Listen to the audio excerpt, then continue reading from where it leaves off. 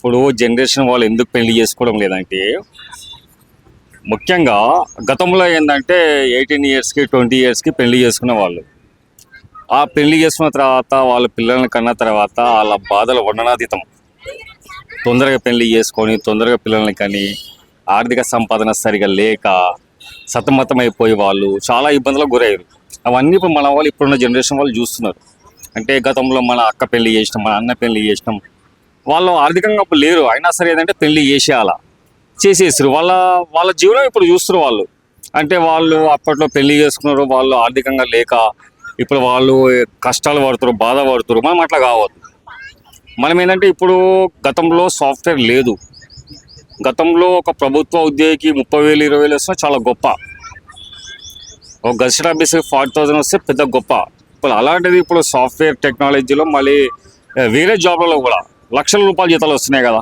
ఒక ముఖ్యమంత్రి కూడా సంపాదించలేడు అంత జీతాలు ఉన్నాయి ఇప్పుడు సాఫ్ట్వేర్లో. ఉన్నాయా? ముఖ్యమంత్రి జీతం ఎంత? 4 lakhs 5 lakhs ఉంటుంది. అంతకంటే ఎక్కువ జీతం సాఫ్ట్వేర్ దానిలో సంపాదిస్తారు, అమ్మాయిలు కానీ అబ్బాయిలు కానీ. ఇప్పుడు వాళ్ళకు 1 yearకు 10 lakhs 12 lakhs అట్లా వస్తున్నాయి.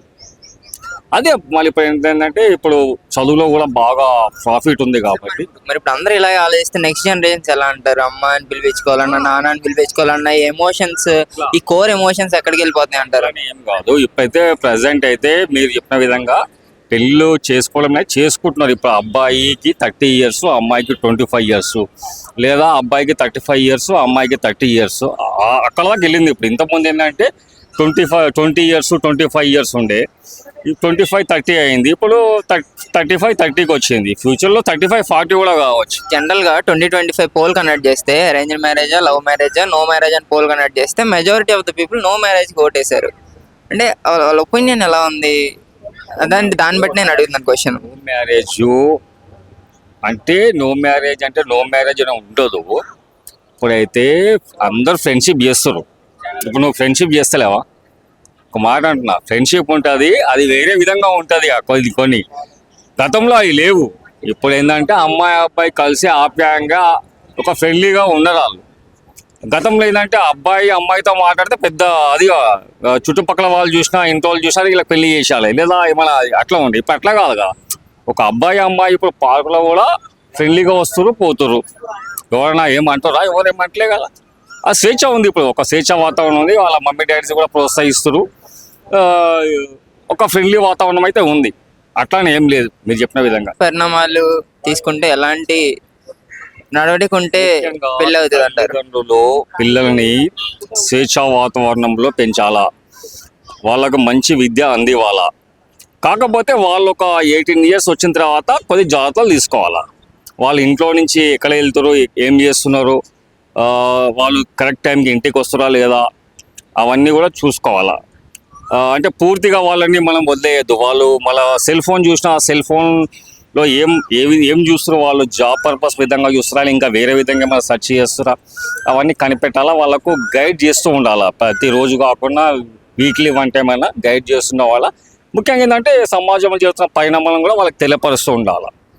అలాగైతే కొద్దిగా బాగుంటుంది నా అభిప్రాయం. ఇప్పుడు కాస్ట్ ఆఫ్ లివింగ్ పెరిగిపోవడం వల్ల, ఖర్చులు పెరిగిపోవడం వల్ల, అంటే నేనే అనే స్వార్థం పెరిగిపోవడం వల్ల కూడా మ్యారేజ్ జరగట్లేదు అంటారు. దీనికి ఏమాత్రం అంటే ఇప్పుడు అందరూ కూడా సెట్ కావాలని చూస్తున్నారు.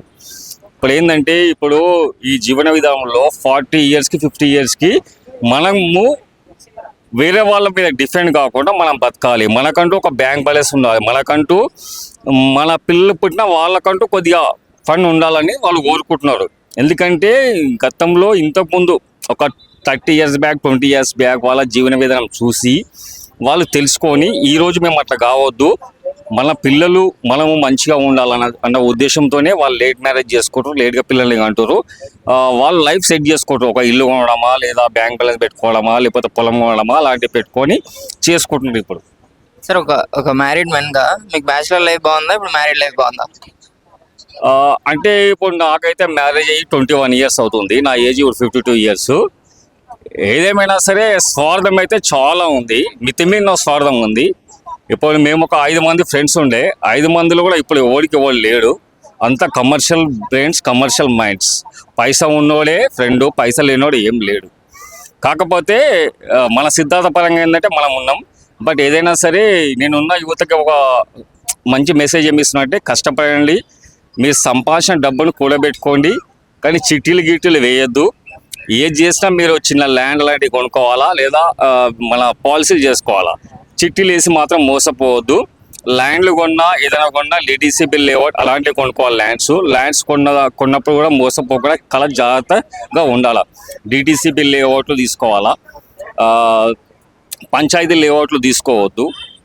బాగా చూసి అన్నీ ఆలోచించి తీసుకోవాలి, కానీ చిట్టీలు మాత్రం వేయొద్దు, ఇక్కడ మోసపోవద్దు. ఇక్కడ మన అయితే హైదరాబాద్ చుట్టుపక్కల గ్రామీణ ప్రాంతాలు చిట్టీలు వేస్తే చాలా మోసపోతారు. ఇప్పుడు ఒక 5 లక్షలు చిట్టి వేస్తే వాళ్ళు ఒక 20 నెలలు కడతారు, లాస్ట్ వరకు కట్టేస్తాడు. వాళ్ళు తీరా లాస్ట్లో 2 నెలలు ఉన్నప్పుడు వాళ్ళు లేవట్టేస్తాడు, జెండా ఎత్తేస్తాడు. ఎంత బాధ అవుతుంది. అలా కాకుండా యూత్ అయితే పాలసీలు చేసుకోవాలి, మెయిన్ పాలసీలు చేసుకోవాలి. ఇంకా డబ్బులు ఉంటే ఎక్కడైనా ల్యాండ్స్ తీసుకోవాలా, పొలాలు తీసుకోవాలా. అంటే ఇదివరకు లాగా పెళ్లికి ఆసక్తి చూపించాలంటే, పెళ్లి చేసుకోవాలన్న ఆతృత, ఆ ఆనందం కావాలంటే ఏం చేయాలంటారు?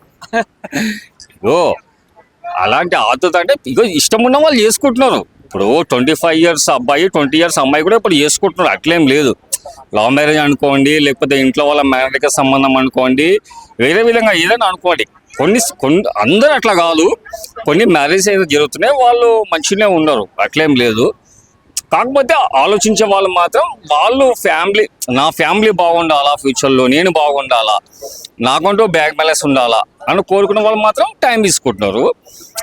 మిగిలిన వాళ్ళు కొద్దిమంది అయితే అమ్మ నాన్న చెప్పినట్టు వింటున్నారు. అమ్మ నాన్న కొద్దిగా సంపాదన ఉంది అంటే వాళ్ళ తాతలు సంపాదించిన ఆస్తులు గీస్తులు ఉన్న వాళ్ళు ఏంటంటే మనకు ఉంది కదరా ఎందుకు చేసుకోవాలంటే చేసుకుంటారు, అట్లేం లేదు. కాకపోతే ఏమి లేని వాళ్ళు కొద్దిగా ఏంటంటే కష్టాలు చూసిన వాళ్ళు చెప్తున్నాయి, కష్టాలు బాధలు చూసిన వాళ్ళు, వాళ్ళ గతంలో వాళ్ళ అన్నలది అక్కలది అలాంటి వాళ్ళు ఆలోచిస్తారు.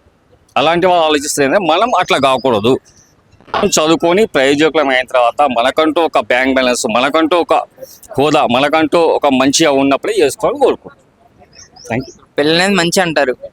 పెళ్ళి అనేది ఒక జీవన విధానంలో అది కంపల్సరీ కావాల్సిందే కదా. పెళ్ళి చేసుకోకుండా అయితే ఎవరో ఒకరు నరేంద్ర మోడీ లాంటి వాళ్ళు, యోగి లాంటి వాళ్ళు ఉంటారు, అందరైతే ఉండరు, అంతే కదా. నువ్వు చేసుకోకుండా ఉంటావా? ఉండలేము. అది కంపల్సరీ 30కైనా 40కైనా చేసుకోవాల్సింది. Okay, thank you.